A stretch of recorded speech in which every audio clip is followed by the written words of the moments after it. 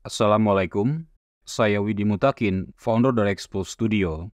Di video kali ini, saya ingin mengulas proyek desain rumah kami yang terbaru, yaitu rumah tinggal 2 lantai, dengan lebar lahan 6 meter dan panjang 12 meter. Rumah ini memiliki 3 kamar tidur dan 2 kamar mandi. Untuk data teknis, dapat Anda lihat di bagian akhir video. Jujur, untuk desain rumah kali ini, kami menirunya dari rumah yang dikembangkan oleh sebuah perusahaan kontraktor di Vietnam. Saya tidak tahu cara mengeja bahasa Vietnam, jadi saya tampilkan saja URL-nya di layar.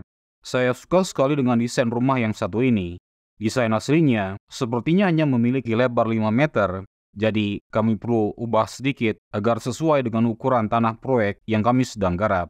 Secara gaya desain, rumah ini kami rasa masuk ke dalam kategori modern secara umum. Kalau dibilang minimalis, sebenarnya tidak tepat juga, karena rumah ini banyak menggunakan aksen-aksen tambahan pada fasadnya. Atap rumah ini kami buat menggunakan spandek pasir dan rangka baja ringan sebagai penyangganya. Nah, kalau teman-teman penasaran dengan 3 bulatan di atas atap ini, mereka adalah turbin ventilator. Pada dasarnya, mereka adalah perangkat yang dapat mendinginkan suhu bangunan tanpa menggunakan energi listrik. Desainnya yang unik memungkinkan ia berputar ke satu arah saja terlepas ke arah manapun angin bertiup. Jadi, anginlah yang memutarnya. Baling-baling di dalamnya yang ikut berputar pada akhirnya mendorong udara panas di bawah atap keluar. Selain atap spandek, di bagian belakang rumah ini kita juga bisa mendapati atap dak beton dan skylight yang ditutup tempered glass. Dak beton ini bermanfaat untuk tempat tangki air, dan bisa juga untuk tempat unit AC outdoor. Untuk cerobong skylight, tidak lupa kami tempatkan lubang agar udara panas dapat mengalir. Kami tutup dengan mesh agar serangga tidak bisa masuk ke dalam. Kalau teman-teman penasaran kenapa ada warna hitam di bawah tempered glass, warna hitam ini adalah Eva Foam. Eva ini bukan nama ibu pemilik toko atau merek dagangnya, tapi nama dari bahan kimianya. Setelah melihat atapnya, mari kita periksa desain garasinya. Rumah ini memiliki pintu garasi depan dengan 2 mekanisme yang berbeda. Satu bilah pintu kami buat model ayun untuk mempermudah orang atau pejalan kaki lewat. Sedangkan sisa pagar lainnya, yaitu untuk keluar masuk mobil, memiliki mekanisme geser dan tikung. Kalau teman-teman baru melihat pagar model ini, pada dasarnya, ia dapat dibuka dengan pertama mendorong daun pagar di ujung ke dalam sedikit. Kemudian, seluruhnya didorong ke samping. Pintu pagar akan berbelok mengikuti relnya. Model pagar geser tikung ini bisa menjadi solusi ideal untuk rumah dengan lahan yang terbatas. Kekurangan dari area parkir ini adalah ia hanya bisa memuat mobil kecil yang panjangnya tidak lebih dari 4 meter. Kalau mobil yang panjang seperti Alphard bisa saja diparkir di sini, hanya saja pagarnya jadi tidak bisa ditutup. Selain mobil kecil, masih ada space di area parkir ini untuk 1-2 buah motor. Baik, di samping garasi, Anda bisa menemukan taman kecil dan teras. Ukuran tamannya memang tidak besar, tapi setidaknya masih bisa memuat pohon berukuran sedang. Tentunya, taman hijau seperti ini sangat bermanfaat dalam menyegarkan atau menjaga kualitas udara di sekitar rumah. Kami sediakan bangku kecil agar teras depan bisa berfungsi sebagai ruang tunggu untuk tamu yang berkunjung sebentar. Mari kita masuk ke dalam rumah. Setelah melewati pintu utama, kita akan disambut dengan ruang tamu yang sederhana tapi terasa hangat dan nyaman. Kami pilihkan produk sofa 2-seater. Anda bisa saja menggantinya dengan sofa 3-seater kalau mau, dengan menghilangkan pot tanaman dan memindahkan side table-nya ke sisi seberang. Khusus tembok di sisi ruang tamu dan makan, kami tambahkan wall panel bermotif terrazzo putih. Dengan ini, dinding tidak terkesan monoton, tapi juga tetap tidak terlalu kontras dibandingkan dengan dinding putih lainnya yang ada di rumah ini. Perlu kami informasikan bahwa konsep dasar untuk area tamu dan area makan di rumah ini adalah clean look. Maksudnya, kami berusaha menyembunyikan segala bentuk ketidakrapian dari pandangan mata dan menonjolkan kebersihan dan kesederhanaan di permukaan. Konsekuensinya adalah kita harus membuat ruang-ruang untuk menyimpan barang-barang yang tercecer, tetapi secara kamuflase. seperti membuat laci atau pintu kabinet yang hampir tidak terlihat mata secara sekilas.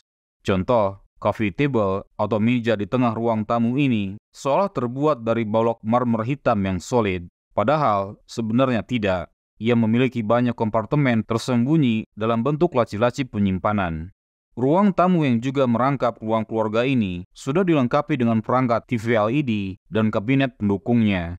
Kabinet TV kami desainkan bermotif marmer putih dengan backdrop panel WPC atau HPL bermotif kayu natural. Tirai di sisi TV kami pilihkan model gulung untuk menghemat ruang. Perlu Anda catat bahwa ada banyak jenis produk tirai gulung tersedia di pasaran. Ada yang didesain untuk menempel pada tembok di atas jendela. Ada juga yang menempel langsung pada kusen jendela. Ada yang dioperasikan secara manual dengan tali kendali atau pull cord. Dan ada juga yang menggunakan motor dan baterai sehingga bisa dikendalikan dengan remote atau handphone. Untuk menjaga kesan luas atau lega, kami sengaja tidak membuatkan partisi di antara ruang keluarga dan ruang makan. Meja makan kami desain secara custom dengan bentuk-bentuk yang melengkung menggunakan material marmer putih, kuningan, dan kayu. Jujur, desain asli dari meja makan ini terinspirasi dari 3D model dining table yang kami unduh dari internet.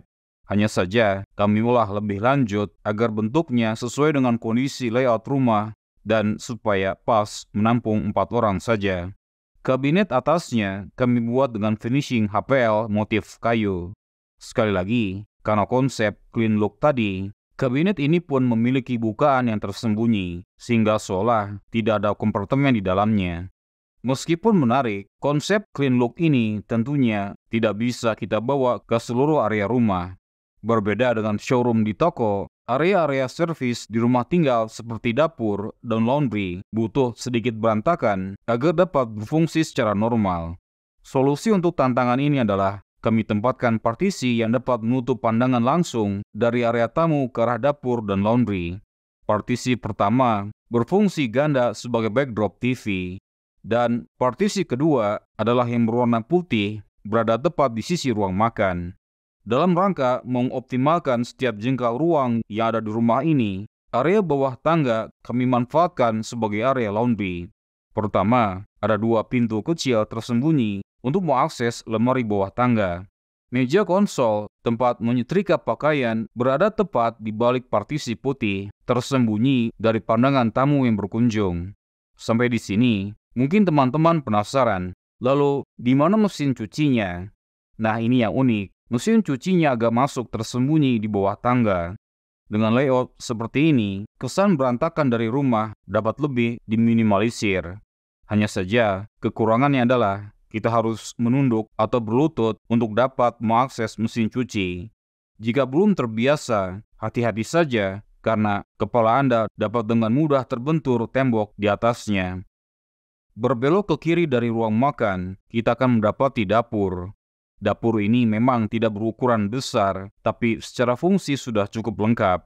Untuk kompor, kali ini kami pilihkan model gas, bukan model induksi, menimbang besarnya energi listrik yang dibutuhkan. Untuk menyimpan tabung gasnya, di sisi kanan oven, kami desainkan satu kompartemen khusus yang dapat dibuka dan ditutup dengan cara digeser seperti laci. Di sisi kiri, Anda bisa menemukan banyak kompartemen taktis yang terbuka di area dekat microwave. Area ini lebih tersembunyi, sehingga tidak masalah kalau terlihat sedikit berantakan. Sekadar mengingatkan, kalau Anda belum subscribe channel ini, mohon subscribe dulu, agar tidak ketinggalan konten desain rumah menarik lainnya. Jika Anda membutuhkan jasa desain dan bangun rumah yang terintegrasi, baik arsitektur maupun interiornya, jangan ragu untuk menghubungi kami. Dari samping kulkas, kita bisa menemukan pintu untuk mengakses toilet atau kamar mandi. Hal pertama yang Anda lihat saat masuk kamar mandi ini adalah cermin dan wastafel yang unik. Ide awal saya adalah wastafel yang terbuat dari marmer onyx hijau. Tapi karena harga marmer onyx asli tidak murah, sebagai alternatif, Anda bisa memesan wastafel mirip seperti ini dari material beton yang dilapisi keramik bermotif marmer hijau atau warna lain sesuai selera. Ada banyak pengrajin yang bisa membuatnya. Jadi, tidak harus dengan batu onyx atau marmer asli lainnya jika itu dianggap terlalu mahal. Kamar mandi ini menerapkan konsep area basah dan kering sebagaimana kamar mandi di negara-negara barat pada umumnya. Itulah sebabnya area shower kami tutup dengan kaca agar cipratan air tidak masuk ke area kering. Model pintu kaca kami pilihkan yang sliding atau geser untuk mengurangi kebutuhan ruang. Sampai di sini, mungkin Anda jadi penasaran, kok menggunakan material kayu di kamar mandi? Apakah tidak cepat lapuk atau rusak? Ini bukan kayu asli ya teman-teman. Anda bisa menggunakan SPC atau laminate wall panel misalnya yang tahan air. Jadi, penampakannya saja seperti kayu, tapi mereka bukan kayu dan tidak masalah jika terkena air. Sekarang, kita kembali lagi ke arah dapur. Rumah ini memiliki taman kecil di bagian belakangnya. Saat memasak, selain menyalakan cooking hood, jendela ke arah taman ini bisa dibuka untuk lebih membebaskan area tengah rumah dari uap atau asap masakan.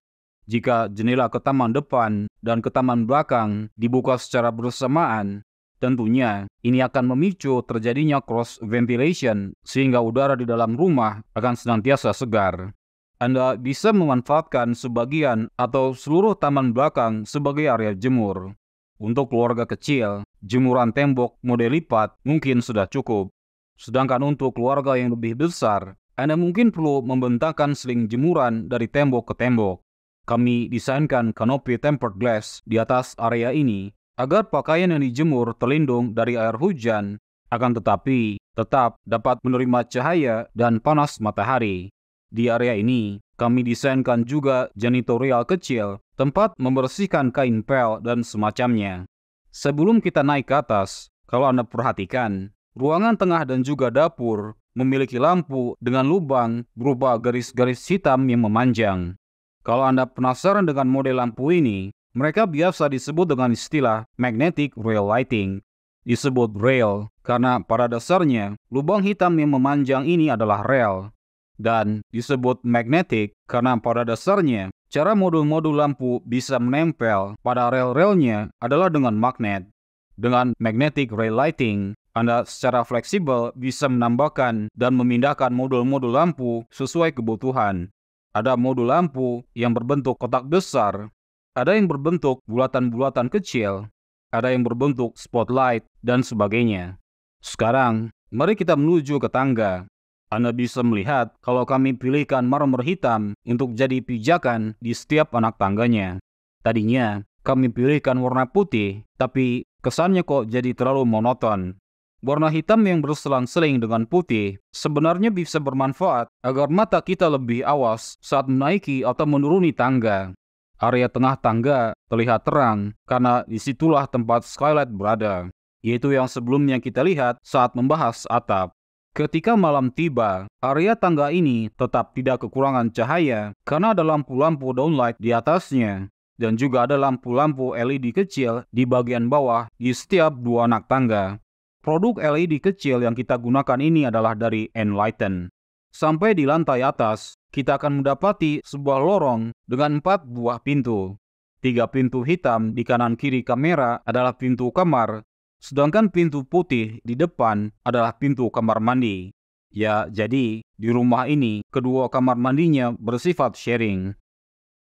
Sebelum melihat kamar, mari kita lihat kamar mandinya dulu. Pada dasarnya, kamar mandi di lantai 2 ini memiliki konsep desain yang sama dengan yang ada di lantai 1.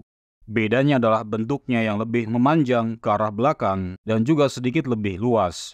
Sebagaimana kloset di bawah, kloset di kamar mandi ini kami buat tidak menghadap ke arah kiblat dan juga tidak membelakanginya. Ini adalah aturan syariat yang penting Anda perhatikan jika Anda seorang Muslim, terutama kalau Anda ingin membangun rumah atau biasa membangunkan rumah untuk orang lain. Karena alasan-alasan inilah kami desain wastafel dan juga kabinet-kabinetnya berbeda dengan yang berada di bawah. Bila Anda naik tangga dan sampai di lorong, kemudian berbelok kanan, Anda akan mendapati kamar utama. Kamar ini memiliki luasan sekitar 5 x 3 meter dengan jendela yang menghadap ke taman belakang. Kami pasang wallboard motif marmer abu tua yang diapit 2 kolom dari kuningan sebagai aksen utama di kamar ini. Kamar ini juga memiliki meja kerja dan kabinet khusus untuk menyimpan buku dan dokumen. Di samping itu, tidak lupa kami desainkan lemari baju yang cukup besar mengikuti kontur dinding dengan meja dan cermin rias cukup besar di tengah-tengahnya. Cahaya sangat penting dalam kegiatan merias. Itulah sebabnya kami sediakan banyak lampu dari samping, depan, dan juga dari atas menggunakan modul lampu magnetic rail tersendiri. Secara umum, seluruh kabinet di kamar ini kami desain dominan dengan warna putih. Warna coklat kayu menjadi warna fokus, menandakan area di mana terjadinya aktivitas sang penghuni rumah berada. Keluar dari kamar utama, kita bisa mendapati 2 pintu untuk kamar anak-anak. Kamar yang di kanan lebih cocok untuk anak perempuan karena memiliki balkon yang lebih privasi. Kamar ini kami desain memiliki meja dan kabinet belajar. Meskipun ukurannya tidak besar, sudah cukup untuk bisa belajar dengan nyaman. Lemari baju kami desain secara custom sebagaimana kamar-kamar yang lain. Karena ruang yang tidak terlalu lebar antara lemari dan tempat tidur, 2 pintu besarnya sengaja kami buat dengan sistem sliding. Panel dinding di sisi kasur dapat disesuaikan dengan warna favorit sang anak. Anggaplah untuk kamar ini, warna favorit sang anak adalah hijau. Dari kamar, kita bisa mengakses balkon yang di luar. Inilah kenapa saya katakan kamar ini lebih cocok untuk anak perempuan, karena balkonnya yang ditutupi oleh kolam-kolam PVC hollow, membuat balkon ini terasa lebih privasi. Kalau kita masuk ke pintu kamar yang ada di sisi kiri, kita bisa mendapati kalau kamar ini pada dasarnya adalah mirror atau cerminan dari kamar yang ada di sisi kanan. Jadi, secara umum semuanya sama. Yang sedikit membedakan adalah pemilihan produk kursi belajar dan warna wall panelnya. Anggaplah kamar ini diperuntukkan untuk anak laki-laki yang warna favoritnya adalah biru. Demikianlah house tour dari desain rumah kami yang terbaru. Berikut adalah data teknisnya, seandainya Anda memerlukannya. Mohon dicatat bahwa semua biaya yang tertera hanyalah perkiraan berdasarkan kondisi pasar di awal tahun 2025 untuk wilayah Jabodetabek. Biaya real akan sangat tergantung pada waktu dan lokasi Anda berada. Jika Anda memerlukan dana rumah ini, Anda bisa mengunduhnya secara gratis melalui link yang ada di bagian deskripsi. Dan jika Anda perlu jasa desain rumah yang lengkap dan terintegrasi, maka insya Allah kami dari tim Expo Studio siap untuk membantu Anda. Untuk terus update ulasan rumah seperti ini, jangan lupa subscribe channel ini dan juga follow sosial media kami yang lain. Semoga bermanfaat. Terima kasih sudah menonton. Wassalamualaikum.